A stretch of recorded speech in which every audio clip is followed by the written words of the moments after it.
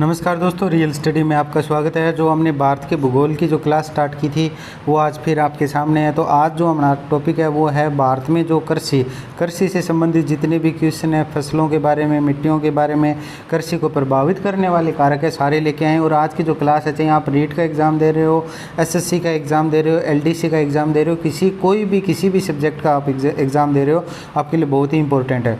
और कुछ स्टूडेंटों की डिमांड थी कि सर आप थोड़ा फास्ट बोलिएगा, तो आज जो क्लास है वो आपकी फास्ट होने वाली है, मतलब स्पीड में क्लास होने वाली है। बिना किसी देरी करते हम क्लास स्टार्ट करते हैं। तो पहला आपके सामने पहला क्वेश्चन आपके सामने पहला क्वेश्चन है, भारत में जो कृषि को दुष्प्रभावित करने वाला मौसम का सबसे महत्वपूर्ण तत्व है। यानी जो भारत में जो होने वाली कृषि है, कृषि फसलों को प्रभावित कौन से कारक करते हैं, सबसे ज़्यादा कारक कौन से करते हैं? वैसे तो ये सभी करते हैं, तापमान, आर्द्रता, पवन और वृष्टि। तो भारत में जो सबसे ज़्यादा कृषि पे प्रभावशाली है वो है वर्षा। यानी वर्षा जितनी कहीं ज़्यादा होती है और कहीं कम होते हैं, वो सबसे ज़्यादा इम्पोर्टेंट है। भारत में फसलों जो है मौसम प्रभावित करता है। नेक्स्ट क्वेश्चन की बात करते हैं, नकदी फसल में सम्मिलित नहीं है गन्ना, कपास, जूट और गेहूँ।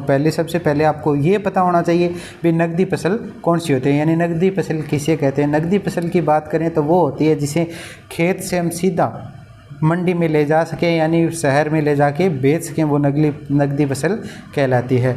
तो गन्ना, कपास, जूट और गेहूँ, इनमें से कौन सी नहीं है? गेहूँ क्यों नहीं है वो भी बता देता हूँ। क्योंकि गेहूँ को पहले काटा जाता है, फिर उसकी थ्रेसिंग की जाती है, उसके बाद इसे क्या है मार्केट में लेके जाया जाता है। और गन्ना, कपास और जूट होता है, जैसे गन्ना है काट के सीधे हम मिल में ले जा सकते हैं, कपास को हाथ से जो चुनी जाती है उसके बाद सीधे मिल में चली जाती है, और जूट को भी काट के हम सीधे फैक्ट्रियों में बेच सकते हैं। तो नकदी फसल आपको पता होना चाहिए, नकदी फसल में ज़्यादा क्रियाएँ नहीं होती हैं। ठीक है, नेक्स्ट क्वेश्चन की बात करते हैं, निम्नलिखित में से कौन सी भारत की रबी की फसल नहीं है? यानी रबी की फसल कौन सी नहीं है, आपको पहले तो ये पता होना चाहिए भी रबी की फसलें कौन सी होती है, किस माह में बोई जाती है, और खरीफ की फसलें कौन सी होती है। ठीक है, रबी की फसलें वो होती है जो सर्दियों में बोई जाती है। ठीक है, यानी इनका जो बोने का होता है वो सितंबर से लेके नवंबर तक होता है, और इनकी जो कटाई होती है वो आपकी होती है मार्च से लेके अप्रैल तक। ये याद रखना है, भारत में जो रबी की फसलें हैं वो कब से कब तक बोई जाती है? ये बोई जाती है सितंबर से लेके नवंबर तक बोई जाती है, और इनकी कटाई होती है वो मार्च से लेके अप्रैल तक होती है। तो अब बोई जाने वाली कौन सी फसलें होती हैं इस सीज़न में? गेहूँ हो गई, जौ हो गया, रेपसीड हो गया। रेपसीड यानी यहाँ रेपसीड की बात हो रही है, रेपसीड का मतलब है सरसों से है, याद रखना आपको, सरसों से है। और जो जूट की फसल होती है वो कौन सी होती है? खरीफ की फसल होती है। कौन सी होती है?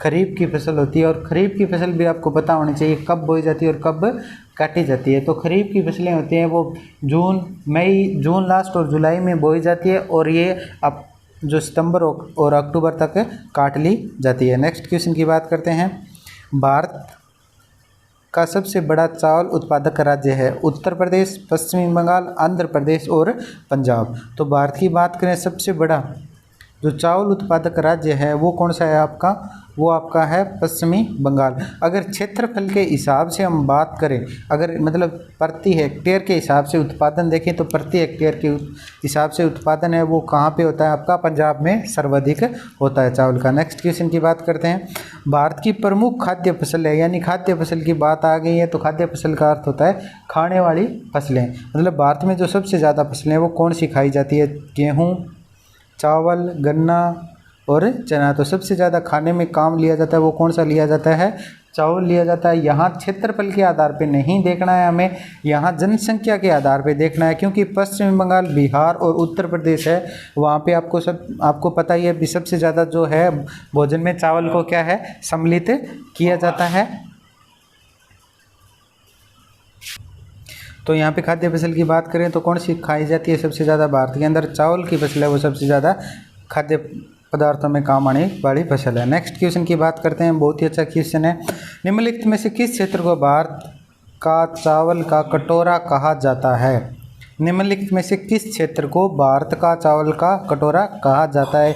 यानी राइस ब्लो ऑफ इंडिया किसे कहा जाता है? उत्तर पूर्वी क्षेत्र, इंडो गंगाई क्षेत्र, कृष्णा गोदावरी डेल्टा और केरल तथा तमिलनाडु। इनमें से सबसे ज़्यादा जो चावल है वो कहाँ पे उत्पादित किए जाते हैं? तो कहाँ पे किया जाता है? उत्तर पूर्वी किस क्षेत्र में होते हैं ये? उत्तर पूर्वी, यानी यहाँ पे जो उत्तर प्रदेश उत्तराखंड से लेके आपके जो असम और वहाँ तक क्या है सबसे ज़्यादा, इन्हीं में से जो भारत में सबसे ज़्यादा जो उत्पादन करता है पश्चिम बंगाल होता है, वो भी इसी क्षेत्र के अंदर भारत में आता है। नेक्स्ट क्वेश्चन की बात करते हैं। नेक्स्ट क्वेश्चन है, भारत में प्रथम 3 बड़े उत्पादक यानी गेहूं के जो 3 सबसे बड़े उत्पादक हैं वो कौन कौन से हैं? आपको बताने का कष्ट करना है तो आपके सामने ऑप्शन दिए हुए हैं। पहला ऑप्शन है आपके पास उत्तर प्रदेश, पंजाब और हरियाणा। दूसरा ऑप्शन है पंजाब, उत्तर प्रदेश और हरियाणा।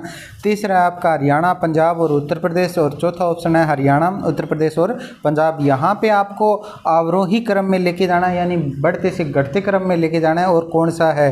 तो यहाँ पे बात करें तो भारत में जो सबसे ज़्यादा है वो 3 सबसे बड़े जो गेहूं उत्पादन है वो कौन से? उत्तर प्रदेश, पंजाब और हरियाणा। ठीक है, नेक्स्ट क्वेश्चन की बात करते हैं। नेक्स्ट क्वेश्चन आपका सामने, तो नेक्स्ट क्वेश्चन आपका सामने है और क्वेश्चन है आपका, भारत का सर्वाधिक खाद्य उत्पादन करने वाला राज्य है, यानी खाद्यान्न उत्पादन यानी जो फसलें खाने के काम में आती है वो कौन सी फसलें होते हैं और वो कौन सा राज्य सबसे ज़्यादा उत्पादन करता है? ये क्वेश्चन इसमें पूछा गया। पहले सबसे इंपॉर्टेंट होता है आपको क्वेश्चन को समझना, क्योंकि क्वेश्चन अगर जब तक हम नहीं समझेंगे तब तक हम उसका सही उत्तर नहीं दे पाएंगे। तो आपके सामने क्वेश्चन है, तो क्वेश्चन में पूछा गया है, तो ऑप्शन आपके सामने दिए हुए हैं पंजाब, हरियाणा, उत्तर प्रदेश और बिहार। तो इसका अपना ऑप्शन कौन सा होगा? सी, यानी उत्तर प्रदेश में क्या है? खाद्यान्न उत्पादन में प्रथम स्थान है। नेक्स्ट क्वेश्चन की बात करते हैं। नेक्स्ट क्वेश्चन है अपना, भारत में अधिकतम कृषि योग्य क्षेत्र घेरने वाली फसल है, यानी सबसे ज़्यादा जो क्षेत्र पे बोई जाने वाली फसल की बात हो रही है, गेहूं, धान, कपास और गन्ना। ठीक है, तो कौन सी होती है भारत में जो सबसे ज़्यादा है? वो कौन सी होती है? धान, यानी ये बात कर रहे हैं चावल की। ठीक है, अगर जो चावल बाहर निकाले जाते हैं पहले इनकी फलियों को धान कहा जाता है, ये भी आपको याद रखना है। नेक्स्ट क्वेश्चन की बात करते हैं। उस खाद्य फसल का नाम बताइए जो भारत में सबसे अधिक उपज देती है, गेहूं, ज्वार, मक्का और चावल। तो ऑप्शन को घुमा दिया गया, ऊपर नीचे किया गया है, same to same ditto question है। बिना किसी देरी करते हम सीधे अपने चावल पे चले जाते हैं। चावल लिखा हुआ या धान लिखा हुआ हो एक ही बात होती है, ध्यान रखना है आपको। नेक्स्ट क्वेश्चन है आपका, भारत में हरित क्रांति किस मामले में सर्वाधिक सफल रही? यानी भारत में जो हरित क्रांति थी उसके बाद सबसे ज़्यादा जो उत्पादन है वो कौन सी फसलों का बढ़ा है? ये क्वेश्चन पूछ रहा है। तो गेहूं व चावल, ज्वार व तिलहन, गेहूं व आलू, चाय और कॉफ़ी। जो हरित क्रांति थी वो सबसे ज़्यादा किस में रही? गेहूं और चावल में। सरबती, सोनारा और ये फसलें थी, ये इस हरित क्रांति के दौरान इनमें खोज की गई थी। नेक्स्ट क्वेश्चन की बात करते हैं। हरित क्रांति के फलस्वरूप कुल खाद्य उत्पादन में निम्नलिखित में से किसका अंश कम हो गया? बहुत ही अच्छा क्वेश्चन है। ये पूछ रहा है अभी हरित क्रांति आने के बाद कौन सी ऐसी फसलें हैं जिनका उत्पादन कम हुआ यानी घटा है। ठीक है, क्यों घटा है उसका भी बताऊंगा मैं। आपके सामने ऑप्शन दिए हैं, गेहूं, चावल, दलहन व मोटा अनाज, इनमें से कोई नहीं। तो ये कौन सा होता है? दलहन व मोटा अनाज है, उनका जो उत्पादन है वो कम हो गया है। कम होने के पीछे क्या कारण है? क्योंकि गेहूं और चावल है उसका जो बुआई का क्षेत्र है उसमें क्या हो गई है? वृद्धि हो गई। उसमें क्या हो गई है? वृद्धि हो गई है। ठीक है, नेक्स्ट क्वेश्चन की बात करते हैं। किस राज्य को भारत का धान्य भंडार के रूप में जाना जाता है? उत्तर प्रदेश, पंजाब, हरियाणा और छत्तीसगढ़। ठीक है, अगर बात करें सबसे ज़्यादा उत्पादन की बात करें तो उत्पादन भी सीधी सी बात है उत्तर प्रदेश में होता है। अगर धान्य मतलब धान का जो भंडार है वो किसे कहा जाता है? पंजाब को कहा जाता है। तो अपना ऑप्शन कौन सा होगा? बी सही होगा, ध्यान रखना है आपको। सबसे ज़्यादा कहाँ पे होता है? पंजाब में। नेक्स्ट क्वेश्चन की बात करते हैं। हरित क्रांति का अर्थ है कृषि क्रांति, सामाजिक वानिकी, वृक्षारोपण और कृषि के आधुनिक विधियों पर उपयोग, प्रति एकड़ फसल की उपज बढ़ाना। तो अपना ऑप्शन कौन सा सही होगा? डी, यानी जो हरित क्रांति है उसका सही अर्थ क्या है? कृषि के आधुनिक विधियों का उपयोग कर प्रति एकड़ जो फसल का उत्पादन है वो बढ़ाना है। क्योंकि प्रति एकड़ आज़ादी के समय जो भारत में जो गेहूं का जो उत्पादन था वो था आपका लगभग 5.2 क्विंटल प्रति हेक्टेयर। और वर्तमान की बात करें तो वर्तमान में जो उत्पादन है वो लगभग प्रति हेक्टेयर औसत के हिसाब से आपका 40 क्विंटल प्रति हेक्टेयर के हिसाब से हो गया है। नेक्स्ट क्वेश्चन की बात करते हैं। भारत में हरित क्रांति का जनक किसे कहा जाता है? Norman Ernest Borlaug, doctor MS Swaminathan, JS Thomson, इनमें से कोई नहीं। तो भारत में जो है वो किसे कहा जाता है, डॉक्टर स्वामीनाथन को कहा जाता है। मगर स्वामीनाथन की जो रिपोर्ट थी वो लागू होनी थी 1963 में। कब लागू होनी थी, 1963 में, और अभी तक भारत में वो लागू नहीं हुई है। इसके पीछे सरकार है या राजनीतिक दल है वो अपना क्या फ़ायदा चाहते हैं वो तो आपको पता ही है। और अभी जो केंद्र सरकार में 3 जो बिल पारित हुए हैं, जो हर किसान है, लगभग 90% किसान है, उनको काले बिल बता रहे हैं, तो इसके पीछे भी आपको रीज़न आपको पता होना चाहिए।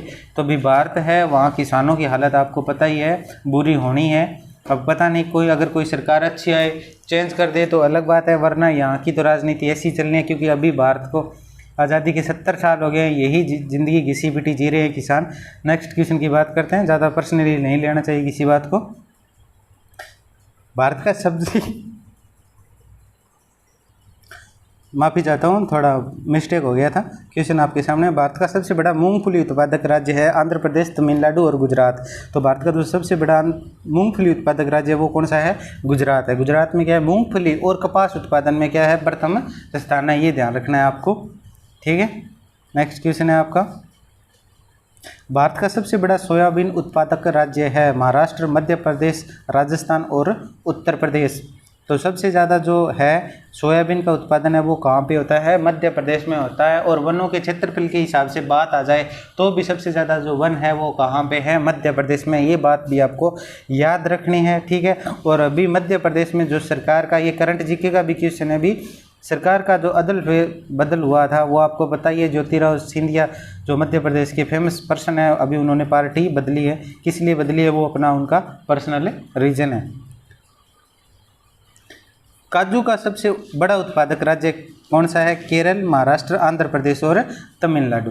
काजू की बात करें तो मुँह में आपके पानी आ गया होगा, काजू है वो सबसे ज़्यादा याद रखना है। काजू कैसे बनता है और कैसे ही क्या आता है, केरल आता है, तो केरल में सबसे बड़ा उत्पादक राज्य है कौन सा है, केरल, यह भी ध्यान रखना है। और एक बात और बता देता हूँ, मसालों की बात करें तो मसालों में केरल और तमिलनाडु का पहला स्थान आता है मसाला उत्पादन में। चाहे इलायची की बात हो, चाहे लौंग की बात हो, या अन्य जो होते हैं यानी ड्राई फ्रूट में जो भी आते हैं वो भी सबसे बड़े उत्पादक है केरल और तमिलनाडु है। नेक्स्ट क्वेश्चन की बात करते हैं, भारत में सबसे अधिक दाल का उत्पादन कौन सा राज्य करता है, बिहार, राजस्थान, मध्य प्रदेश और महाराष्ट्र, ठीक है। ये भी अच्छा क्वेश्चन है, तो इसमें जो है आपका ऑप्शन कौन सा होगा, मध्य प्रदेश। आपको इससे पहले ये भी पता होना चाहिए, भी हमने इससे पहले वाला क्वेश्चन किया था, अभी मध्य प्रदेश में है वो क्या है, सोयाबीन का भी सबसे ज़्यादा उत्पादन होता है, ठीक है।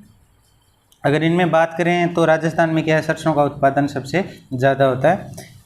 नेक्स्ट क्वेश्चन है आपका, सबसे अधिक मात्रा में केसर मिलता है उत्तर प्रदेश, जम्मू कश्मीर से, केरल से और असम से। तो सबसे ज़्यादा आपको पता ही है केसर एक ही जगह से होता है, जम्मू और कश्मीर से। और एक बात और बता देता हूँ, बहुत ही अच्छी है आपके लिए, अब जो आगे क्वेश्चन आएंगे वहाँ आपको जम्मू कश्मीर न देखने को मिले, क्योंकि अभी केंद्र शासित प्रदेश में इनके नाम अलग अलग आ गए हैं। और क्या देते हैं, क्योंकि अभी राज्य तो ये रहा नहीं है, अब आगे क्या चेंजिंग होती है वो अभी जो अपडेट आएंगे उसी के अकॉर्डिंग हम आपको बता देंगे। तो क्लास कैसी लगी, ज़्यादा से ज़्यादा शेयर करिए, लाइक करिए और चैनल को सब्सक्राइब करिए। मिलते हैं नेक्स्ट क्लास में। Thank you for watching.